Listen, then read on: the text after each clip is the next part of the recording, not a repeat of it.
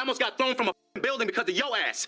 So thank you, Jordan. Hello and welcome back to another episode of All Things Girl World. In today's video, we're diving into one of the messiest and most controversial friendship films of the 90s, The Best Man. We're also centering on the character who might be the villain in everyone else's story without ever seeing himself that way. We're turning the spotlight on Harper Stewart. The Best Man was released in 1999 and was both written and directed by Malcolm D. Lee. The film features a star-studded cast including Nia Long, Sanaa Lathan, Taye Diggs, Chestnut, and many others.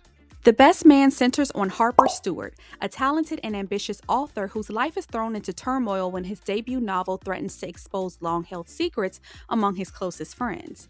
As he returns home to serve as best man at his friend Lance's wedding, Harper must navigate the complexities of love, loyalty, and honesty, balancing his relationship with his devoted girlfriend Robin while confronting unresolved tensions with his friends. But Harper isn't just caught in the middle. He is the force driving the chaos, withholding a shocking betrayal from Lance and having the nerve to fictionalize it in his book. You scandalous dog. As the story unfolds, Harper's struggle to reconcile ambition with honesty leaves a trail of fractured trust, forcing each relationship to face the painful truths of betrayal, forgiveness, and the messy realities of friendship. I could be like this with you forever, Harper. What? Harper's relationship with Robin, played by Sanaa Lathan, is one of the emotional anchors of The Best Man. Robin is deeply supportive, caring, patient, and genuinely invested in Harper's well-being and success. Her grounded and sweet personality shows in the way she encourages Harper's career and tries to create a sense of home and stability for them both. Despite her devotion, Robin is honest about her doubts regarding their future together. This vulnerability is not only relatable but justified since she envisions a long-term partnership while Harper hesitates to fully commit. Harper openly acknowledges that Robin is his longest relationship, that he loves her and enjoys her company. Still, the mere mention of a future together makes him uncomfortable. This reveals a deep-seated fear of commitment or perhaps an inability to be emotionally transparent. For viewers and for Robin, his reluctance is frustrating and confusing. A major source of tension in their relationship is Harper's unresolved feelings for Jordan. This comes to a head when Robin confronts Harper about the character Kendall in his novel, who is clearly based on Jordan. Rather than addressing her concerns honestly, Harper deflects and dismisses her feelings, insisting she's overreacting and accusing her of bringing unnecessary drama into the relationship. His response is manipulative as he knows the truth about Kendall's inspiration but chooses to invalidate Robin rather than confront his own actions. Your soulmate. Jackson's soulmate. She's nothing like me. This pattern of deflection and gaslighting becomes a recurring tactic for Harper as he navigates the fallout from his book. Instead of taking responsibility for the pain his choices cause, he often minimizes or dismisses the legitimate concerns of those closest to him. This behavior not only undermines his relationship with Robin, but also highlights one of Harper's central flaws: his tendency to avoid difficult truths, even at the expense of those he claims to love. In this relationship, the person who clearly comes out ahead is Harper. Robin provides emotional support, stability, and care, yet Harper keeps the control in his hands, deciding what to share, what to hide, and how their future unfolds. While Robin invests in the relationship and hopes for honesty and commitment, Harper gains comfort, security, and the freedom to protect his own interests. This dynamic shows that even in close, loving relationships, Harper's choices are ultimately designed to serve himself first. It's just amazing how you've always analyzed everybody else's shit and then you don't do the same thing for your own self. Harper's relationship with Quentin, played by Terrence Howard, is one of the most revealing friendships in The Best Man. Quentin is the group's provocateur. He's witty, perceptive, and often the first to call out hypocrisy or tension among the group. While Harper is ambitious, driven, and professionally successful, Quentin is more laid back and less settled in his career, which becomes a subtle source of friction between them. Throughout the film, I felt like Harper would sometimes talk down to Quentin, especially when the conversation turns to career, ambition, or responsibility. You can see Harper getting a bit frustrated by Quentin's humor or laid-back approach, almost as if Quentin's choices aren't as serious or important as his own. But despite this air of superiority, Quentin consistently sees through Harper's carefully constructed persona.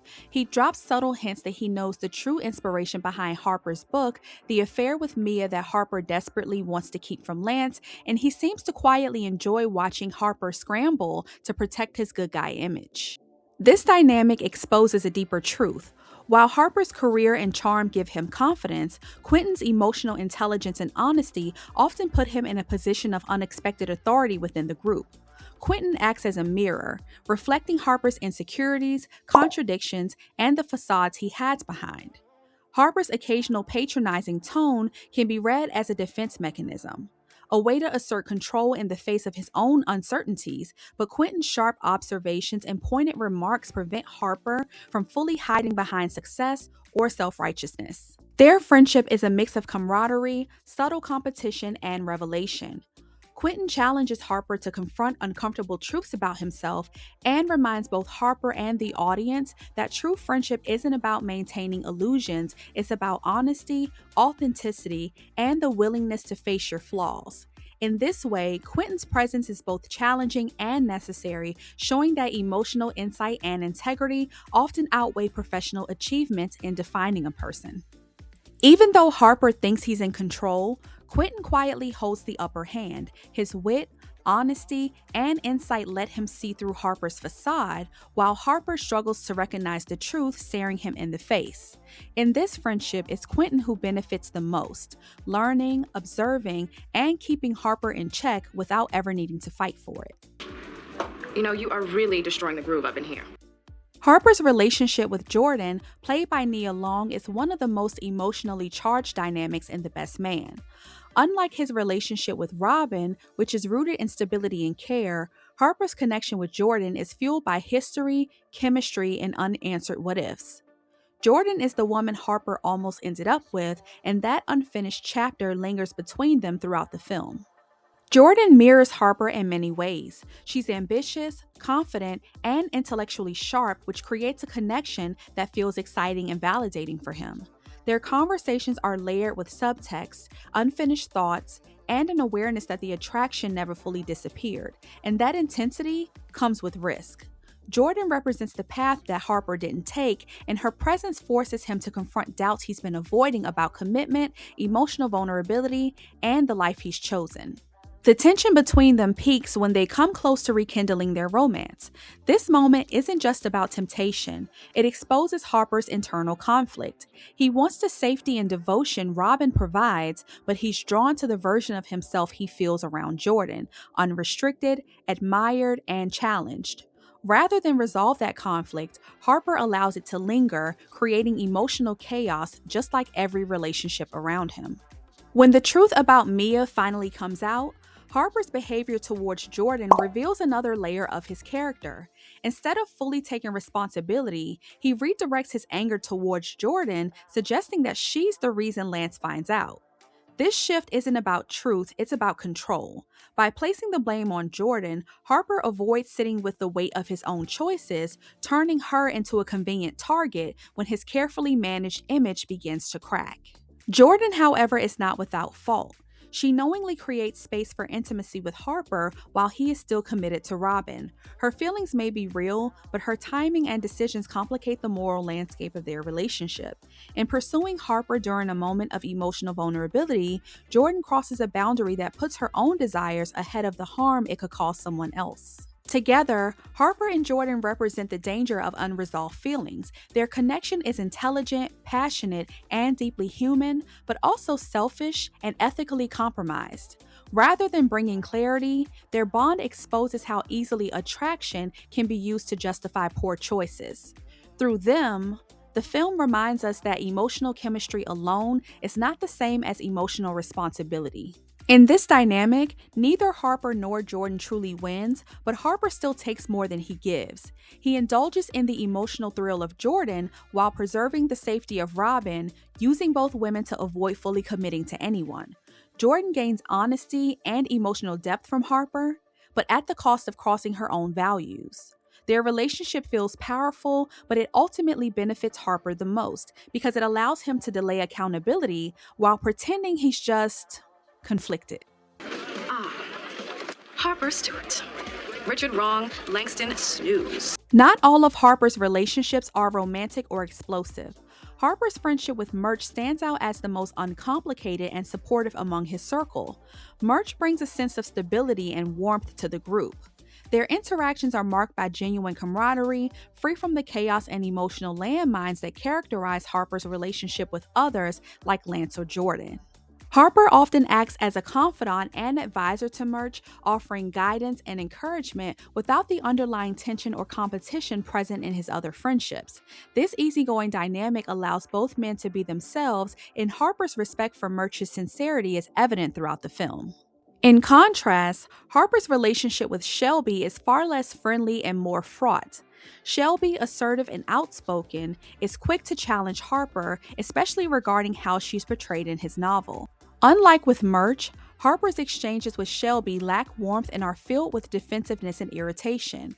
Shelby's directness forces Harper to confront the consequences of his actions, particularly the ethical implications of fictionalizing real people's lives without their consent. Together, these relationships highlight two sides of Harper's personality: the capacity for genuine friendship and support as seen with Murch, and his tendency toward defensiveness and avoidance when faced with criticism as seen with Shelby. While Murch brings out Harper's best qualities, Shelby exposes his vulnerabilities and the limits of his self-awareness. This contrast enriches the film's exploration of friendship, honesty, and the challenges of navigating complex social dynamics. You fucked me up.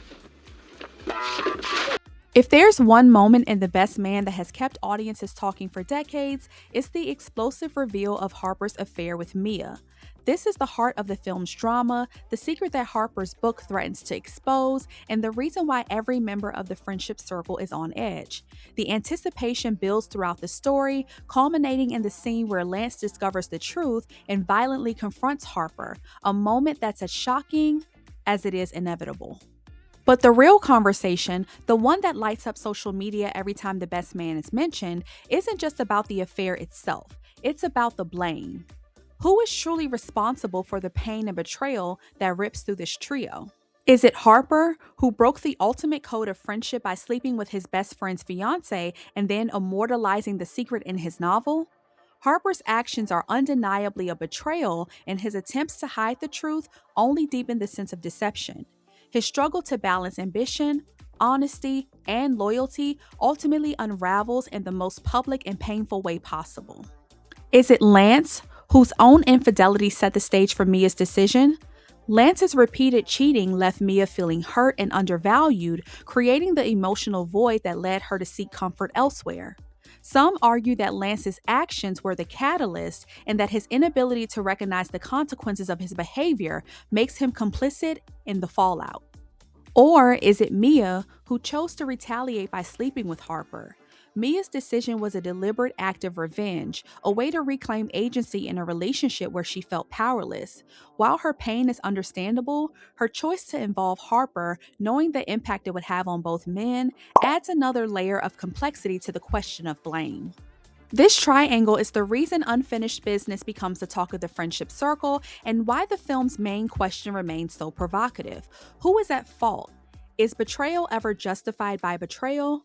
Does the pain of being cheated on excuse the decision to cheat in return, especially with someone so close to the original offender? Or does the responsibility ultimately fall on the person who chooses to cross the line, regardless of the circumstances?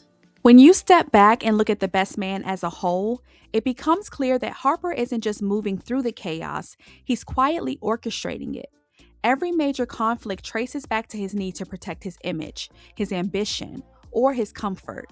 He wants honesty without consequences, love without vulnerability, and success without accountability. And so instead of confronting the truth head on, he lets it ripple outward, impacting everyone around him. Robin feels uncertainty, Jordan gets pulled back into unresolved emotions, Quentin sees the cracks, Shelby pushes back, and Lance pays the highest price for a betrayal Harper never had the courage to confess on his own. The Best Man doesn't ask us to hate Harper, it asks us to recognize how easily unchecked ambition, avoidance, and emotional selfishness can turn one person into the center of everyone else's pain. By the end, Harper survives the fallout, but only after every relationship around him has been tested, fractured, or forever altered. And that's the real takeaway. Sometimes the most disruptive person in the room isn't the loudest or the angriest, it's the one who refuses to be honest until the truth forces its way out. So after looking at Harper's relationships from every angle, I'm curious. When you watch The Best Man now, do you see him differently than you did before? If you enjoy this kind of deep dive conversation, make sure you like this video. It really helps the channel grow. And if all things girl world feels like your kind of space, go ahead and subscribe so that you don't miss any future breakdowns like this one. Feel free to share this video as always. And thank you for spending time with me here in Girl World. And I will talk to you all in the next video.